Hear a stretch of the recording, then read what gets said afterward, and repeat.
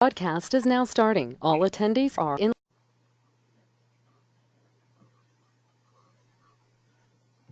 Welcome to the ASID Interior Design Billings Index 2018 second quarter results press conference. Thank you for joining us.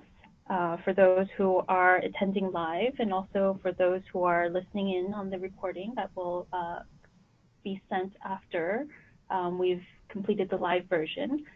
We welcome all. Thank you for taking the time to listen through what we have to report out for April to June 2018 on the business performance of interior design businesses. Joined here today is Dr. Jack Kleinhans, Principal and Chief Economist at Kleinhans & Associates. He's our economist and will be reporting on the IDBI results. And my name is Susan Chung. I'm the Director of Research and Knowledge Management here at ASID, and I'm happy to share some of the responses from some special questions that we've asked the panelists throughout April to June. So thank you once again for joining us, and I'll hand it over to Jack to kick us off on the Billings results. Thanks, Susan. I appreciate having the opportunity to provide some perspective. Let me just first begin with just sort of a broad statement, because what we're looking at is second quarter business for the design industry. And we saw, broadly speaking, for the economy, very solid growth in the second quarter. And I think it's going to actually provide momentum going forward. And that quarter, the second quarter, included significant job growth, very robust consumer spending. Yeah, we've got some inflation and there are some headwinds, but there's no sign of a slowdown that I believe is evident, broadly speaking, for the economy. And I think that we have to put that as a backdrop to our findings that we'll be reporting here shortly. So on our first slide, we show graphically the 3-month moving average. The solid red and solid blue bars are what we're going to look at predominantly during the conversation. The 3-month moving average for Billings is the blue line, and you can see it dipped below that very important 50. Technically, the way we look at this is if it's below 50, Billings have begun to contract. Although I do think that there's some seasonal issues here that we'll need to continue to look at over time. The fact of the matter is, it has dipped. I'm not really too concerned at this point because I'll look at what's going on with inquiries as the 3-month moving average for inquiries. Although it dropped from the end of the last quarter, so you have March figure for inquiries was 58.9. It's now 50.8. I still think that there's other situations that are important to reconcile here. The fact of the matter is that conditions in this industry also correlate with the housing market in general, in my view. And we've seen home sales, new home construction, renovation and repairs have all been kind of slow during this period, in part for a number of reasons. So I think we have to recognize that other activities outside of just this industry are influencing the outcome. So on our next slide, we will present information on the next 2 slides on business conditions and how they vary by size of firm and by location. And then you can see, as shown in this graph, actually the smaller firm, the firms with 2 to 9 employees, that red line has well performed over this last year. And the sole practitioner has fallen off a little bit after having performed very strongly or relatively strongly over the past year, but since the end of the first quarter, it has dropped off. The volatility in the data is expected for the larger firms, and yet they've come and go in terms of their performance and registering their performance. And I think that that's also just a reflection of the volatility that goes on in the general construction world. And so positive reflection in most cases, but certainly some thoughts that need to be worked into in terms of how to interpret the data. On this next slide, we have reported the performance on Billings by region, and you can see that in the chart that the green bar, which is representing the South, and the blue bar is the Midwest, they have picked up or have been above the 50 level, while the West is the purple and the red is the Northeast. It's choppy performance, and that's not surprising. We don't have one economy performing all at the same level and same performance. The strength, in fact, of the economy has been concentrated in many ways in the West and in the South and in selective markets. And I think that the data kind of shows that on our survey. And we also have some similarity when I looked at the National Association of Home Building Remodeling Index, that there has been also a fall off, except for the Northwest, for the Midwest, in the data that they just released last week. So to the extent that we're mirroring other data surveys, I think that gives us some belief that our survey is reporting out what I think is actually occurring in most markets. So our next slide focuses on our residential improvement spending. Now this comes from the U.S. Census Department, the construction spending. It's actually shown that it's been growing in the last quarter, March, April, and May. It shows some strong growth. I also think that it's off from earlier this year to a certain extent because of other issues, which probably are not evident in this chart. I think there could have been a stronger home improvement, residential improvement, if it weren't for the fact that there has been rising costs for improvements, that is, in like construction, a shortage of labor, and that has been an issue for some time. Also, to the extent that we're seeing in the construction world, there's not as much residential construction as had been in a year previous. This might be a reflection of higher interest rates that are starting to take hold in terms of mortgages. But also in the housing market, there's been a limited supply of homes on the market, as well as higher prices, which could be cutting in to the available dollars that households might be using once they spend and buy a home to make some kind of design improvements. So then on my next slide and final slide, we want to take a look at the survey panelists who give us their outlook for the near term. And this is really looking out over the next 6 months or so to a year. And we have mapped it against the Conference Board's Consumer Expectations Index, as well as the Dodge Momentum Index. Now, the Conference Board's 6-month outlook for June, which is a more updated piece of data than we had, I think, in our final report, is at 103.2, which is down from the March level of 106.2. There is some concerns by consumers that are related to higher inflation, also some uncertainties with regard to trade policy. Now, our index for the last 12 months, which is outlined in blue, averaged about 61.0 for the last 12 months, and in June it was 59.6. So it's relatively steady. So I think that firms remain optimistic. Finally, the Dodge Index, which is in the green bar, is a monthly measure of non-residential building projects that are being planned.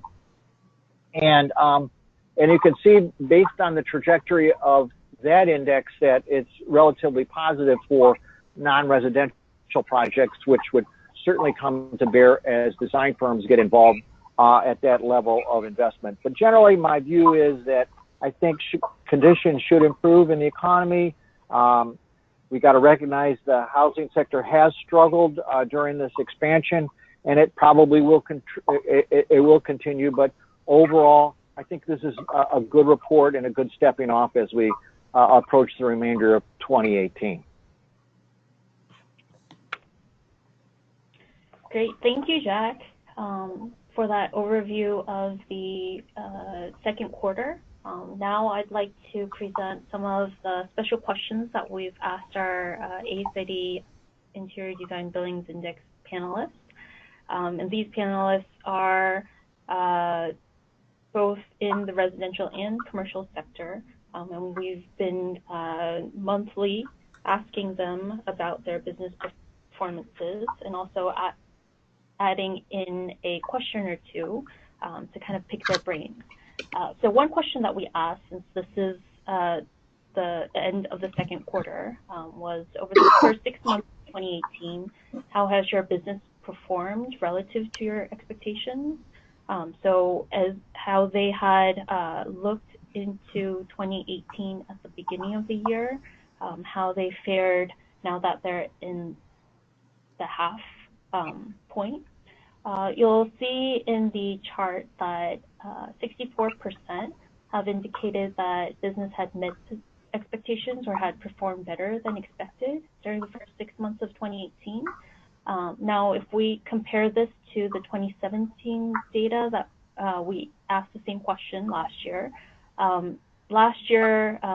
the percentage was 80%, so there is a slight drop on that.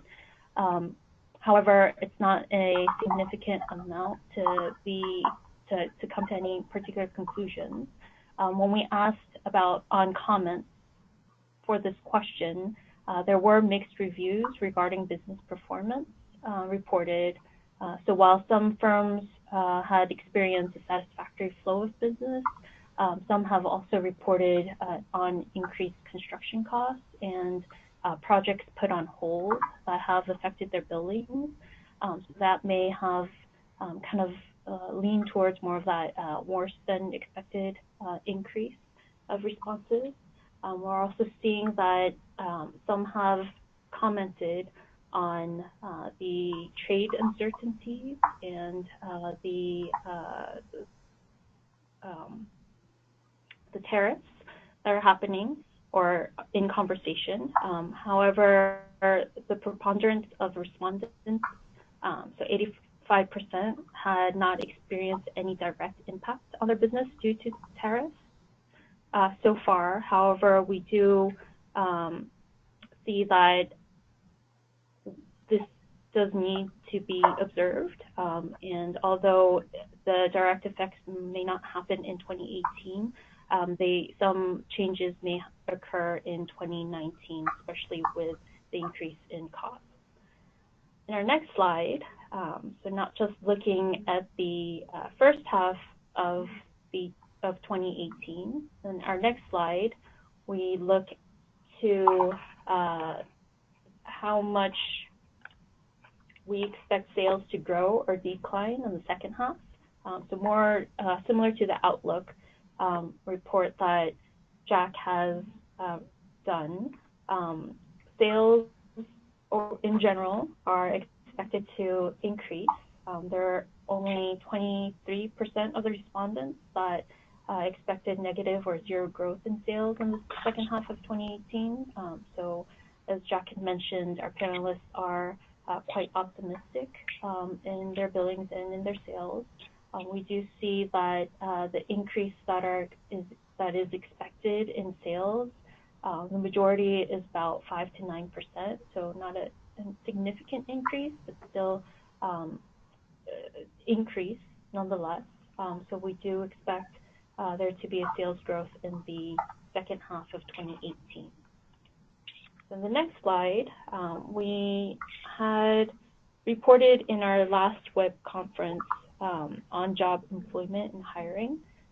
Just wanted to follow up on that. So nearly half of our respondents are seeking new hires with less than 5 years of experience. 12% are looking for 5 to 7 years of experience, and 24% are looking for 8 to 10 years of experience designers.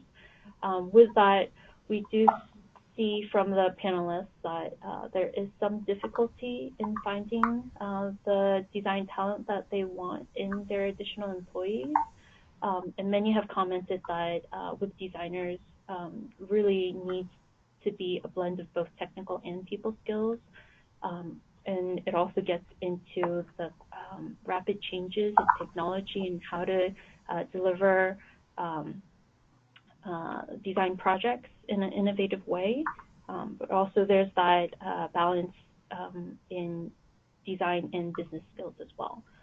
So we are seeing that trying to find the best talent that has the overall skills needed to do holistic design work is a bit difficult.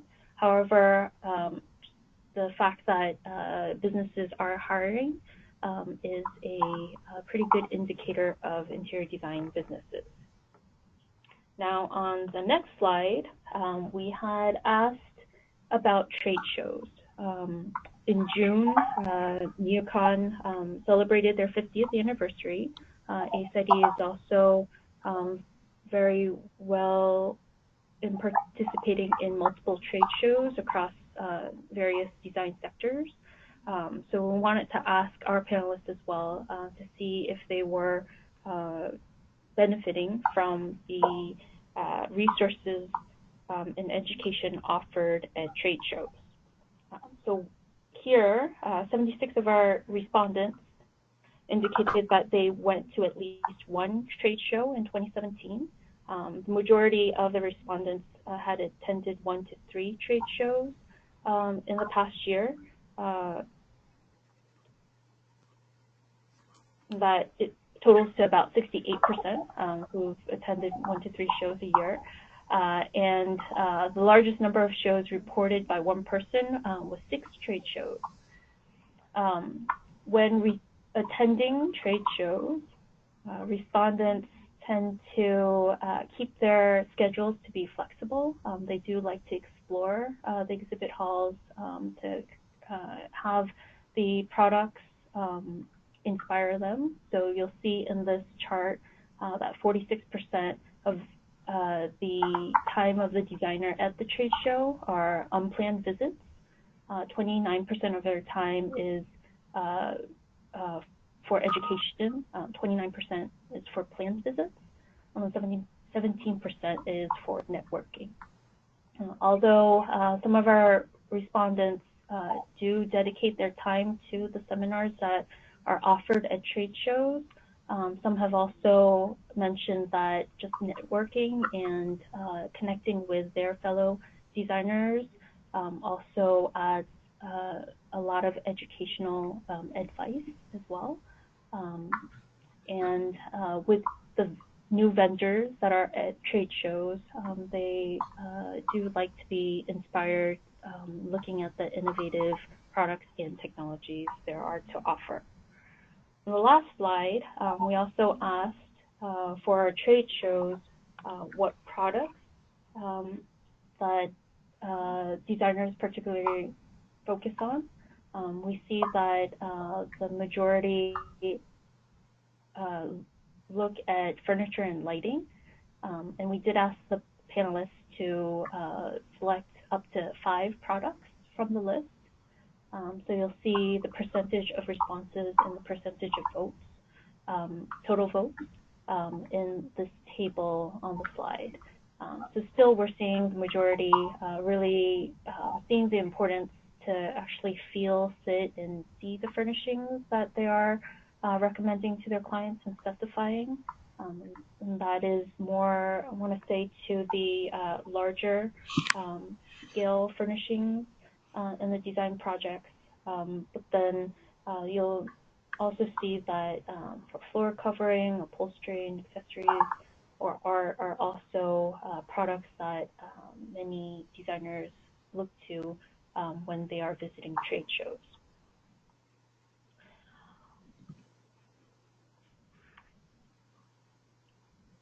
Trade shows happen all around the year. ASID is proud to participate in several other trade shows and events in the second half of 2018.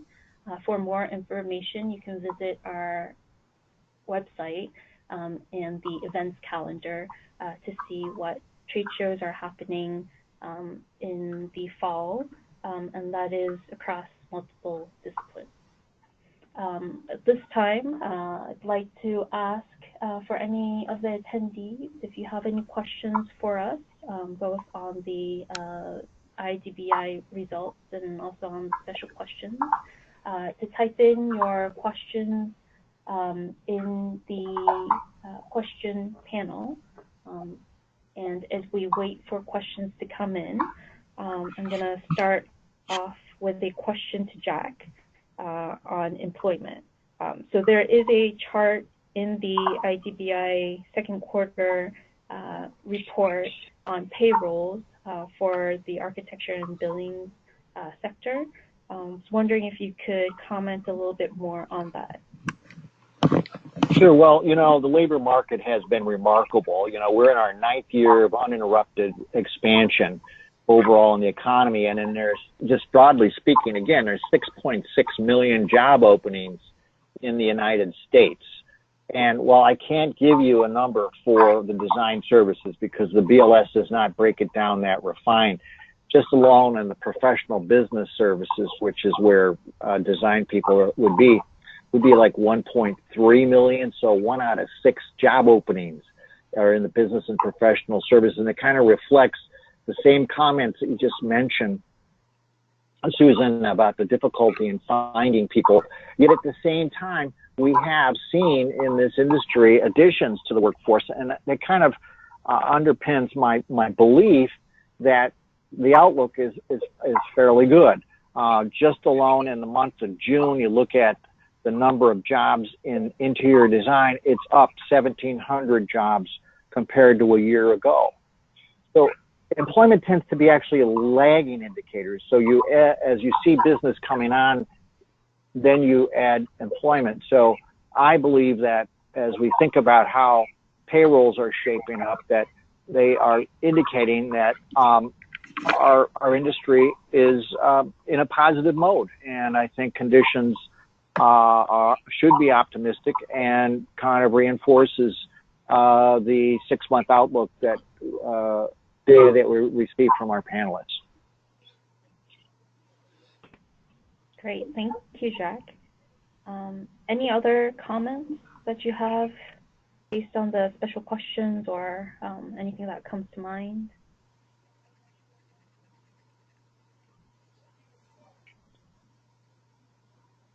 It's my view, and go ahead. No, go ahead. Did we get any questions? There is a question, actually, and okay.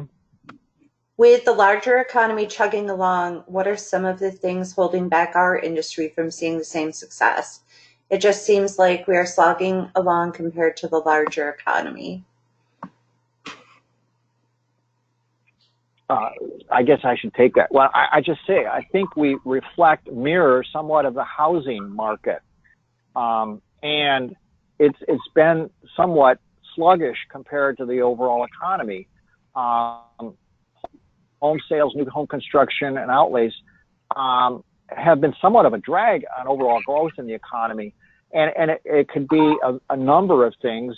And it's somewhat perplexing because you would think that the sales homes would be a little bit faster than what we've seen, and especially since there's been stronger job and income growth. But the fall off or the shortfall might be that the inventory of homes to be sold has been low. And then you overlay that with affordability, so pricing of homes, because there's fewer of them out there, they're higher in price. So when they do get sold, I'm thinking that where you would have gotten, you would have received more activity from a design purpose standpoint on either a recently sold home where, you know, someone comes in and needs design help. I worry, or I think that perhaps some of those dollars might have been siphoned off to pay for some of these more expensive properties, because again, there's a limited number of homes on the market. And then on top of it, where you would also see design services would be in new home construction. And it has picked up, but there again, you have prices that are entering into this equation, higher prices for lumber and other materials for building, and that's maybe also limiting the amount of dollars that could be afforded for design services. It's a little bit perplexing, again, given the strength of the economy. I'm hopeful that we will see some traction going into the third and fourth quarter.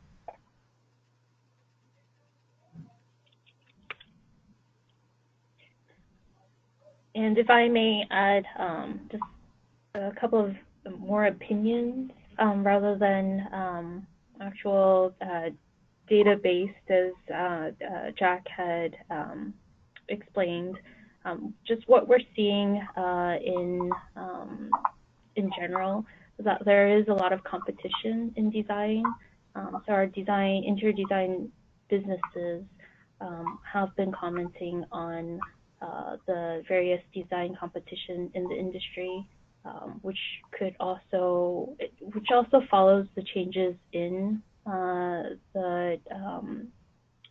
in just general economy, but because there are more options for design services, that could be taking away from the business.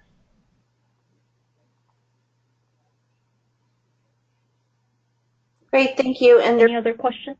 No, there aren't any other questions at this time. All right. Well, thank you for all those who have joined us, and thank you for listening through this recording. Lori will be sending this recording and a copy of the report to the participants. And if you have any other questions that follow as you read through the comprehensive report, please contact Lori. And we thank you once again for taking the time to join us during this web conference. Have a lovely day.